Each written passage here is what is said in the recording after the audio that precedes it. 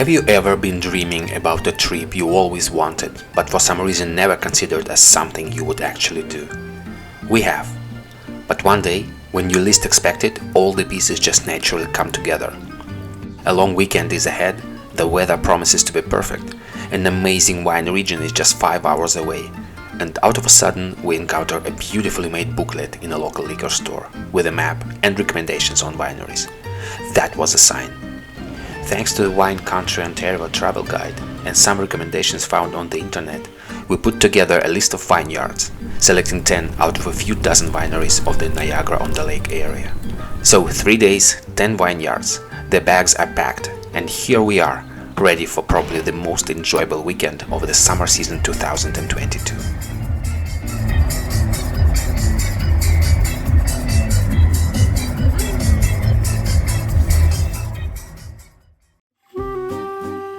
Belair Estates Winery is probably the leader of the region. They are huge. And you know what? It totally makes sense to start your wine adventure from this place. Their beautiful patio with a Southern European vibe sets the mood for the whole trip. This is your chance to relax and just accept all the great things awaiting you. The wine tasting set looks beautiful, and we really liked Belair's light white wines, so smooth and rich in aroma. It's such a pleasure to have some leisure time here on a patio, near a refreshing fountain, immersing yourself in a hedonistic state of mind.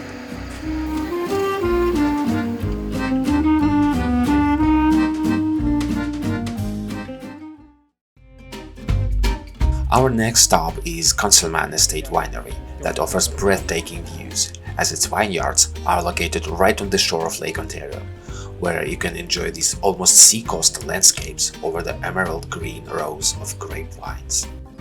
The wine tasting experience was pretty basic here, just at the counter, and most of the suggested wines were on the sweet side, which is not really our thing. But at the very beginning of our trip, we decided that we would buy at least one bottle of wine from each winery we visit. So in Conselman, we bought a bottle of peach wine, quite unique, very aromatic, sweet and great for accompanying a dessert.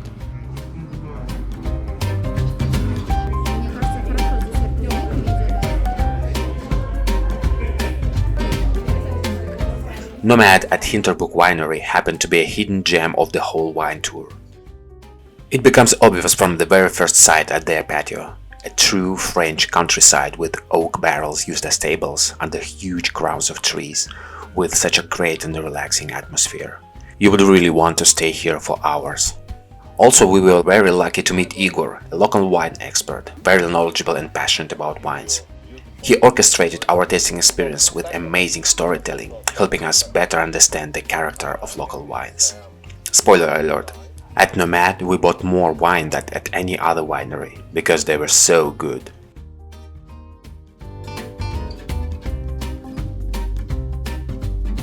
Our last wine stop for this day was at Pelletieri Estates, but we got there too late and wine tasting was not available. However, the great thing about Pelletieri is that you can still enjoy your time here, as they offer live music, great cocktails, and wines of course, and delicious oven-roasted pizza made by the guys who performed like professional Italian pizzaiolos. That was a show. By the way, their oven arrived right from Italy just a week before our visit. Watching these guys making pizzas was almost as enjoyable as eating it.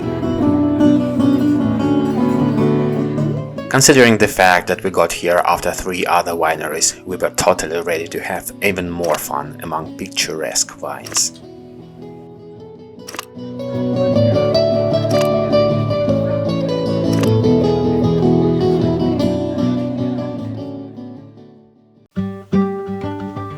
The next morning promised another beautiful day, just like we had the day before, if not better.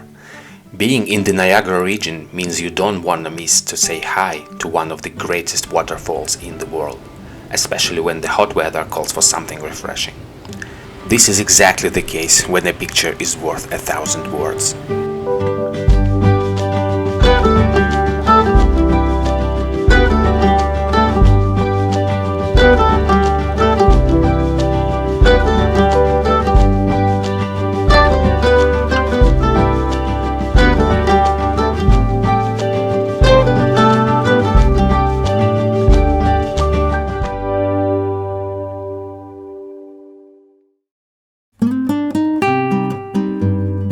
Monastery Cellars got on our list because it literally is just around the corner from Niagara Falls. Here you'll find a monumental stone building, Mount Carmel Monastery, established by Carmelites settled here at the end of 19th century.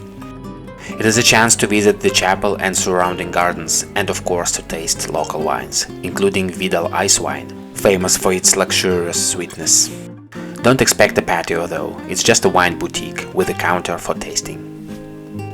By the way, it was a great advice from a nice local wine consultant to make a stop at Colanary Estate if we like Mediterranean-style vineyards. Colanary wasn't on our list initially, and that's a great thing about travel adventures. Spontaneously change your route, discovering unexpected things as you go.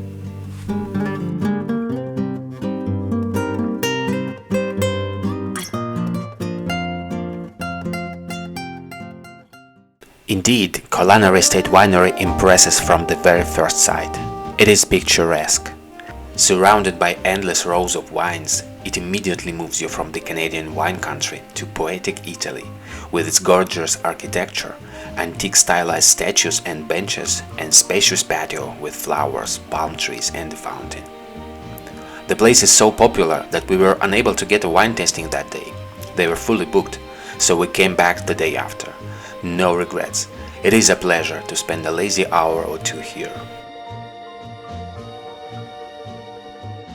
Colanary is a family-run winery specialized in premium reds, and we can confirm some vintages are really worthy of a special occasion. A couple of their high-end reds are still waiting for a proper moment at our home.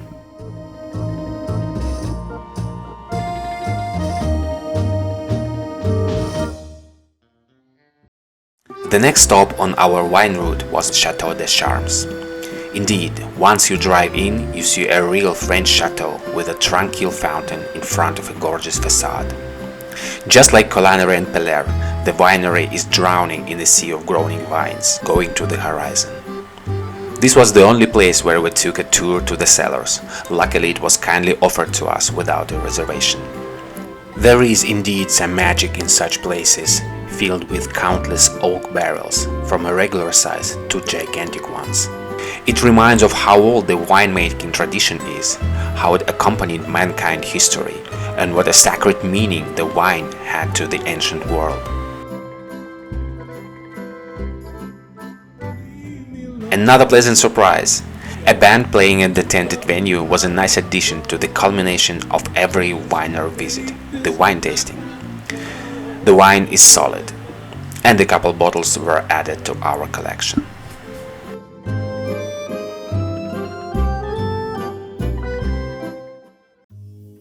It was impossible for us to exclude the Trius winery from our trip, because by this time we had already fallen in love with their barrel-oaked Chardonnay. Besides, we specifically planned this visit to midday to explore their fine dining restaurant. Well, it's glamorous. It offers author cuisine and definitely adds another unique shade to our trip impressions palette.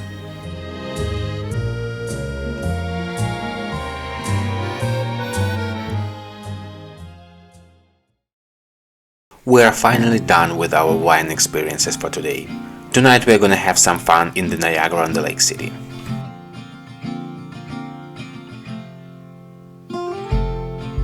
The main word about the city? Flowers. Flowers are everywhere.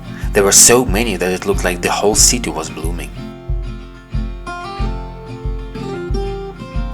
An Irish pub is our final destination for today. A perfect way to steadily increase the alcohol level from wines to strong spirits and join the dancing crowd.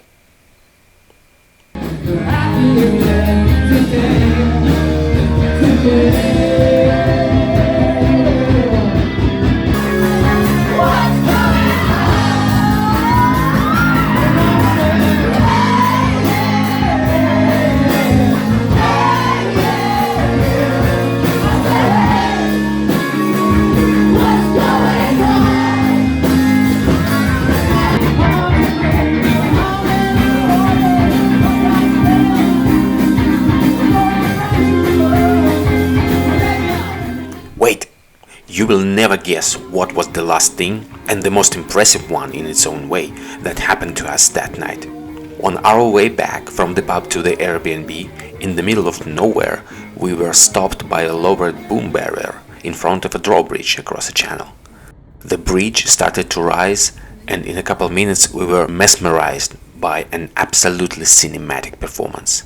An insanely huge cargo ship, without any sign of people on board, was silently gliding like a ghost along the channel, almost touching its banks. It was so surreal that the next morning we could only believe it actually happened, because we filmed it.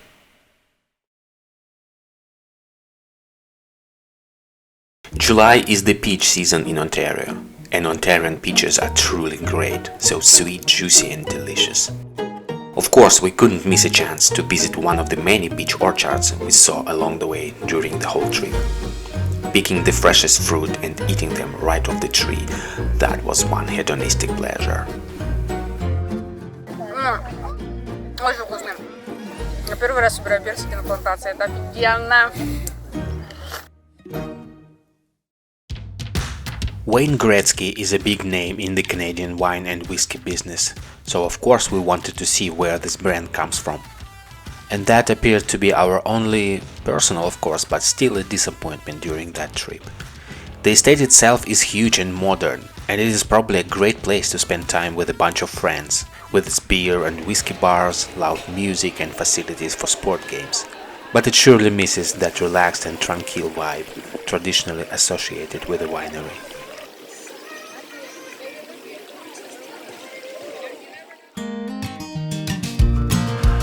Our final stop on this tour is the Lakeview Wine Company. It is always important what your last impressions are, as they can make the whole picture even brighter, or the other way around. With Lakeview we got lucky. First of all, these huge wooden barrels alongside the path to the entrance look impressive. The venue is modern looking, with multiple interesting interior details you would want to examine, from unique light fixtures to the benches made from barrels. The wine is good too, with options not only for a regular dinner, but for a special occasion as well.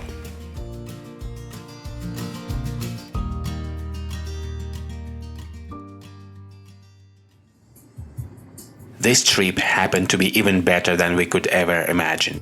Maybe due to luxurious weather, or a full package of nice experiences, or just wine bubbles that were raising our mood along the way. It only increased our desire to have more similar adventures in the future. Indeed, it's hard to imagine another kind of a trip that would let you collect so many pleasures at once. Wine discoveries, great food, picturesque landscapes, and relaxing atmosphere without any hard schedule. New destinations are already on our list. If you like this one, give it a thumbs up and subscribe to our channel so you'll see many other adventures that can inspire you too to go and explore the beautiful world that is sometimes just around the corner. See you in the next video. Meanwhile, we're gonna enjoy the rich wine harvest we brought back home.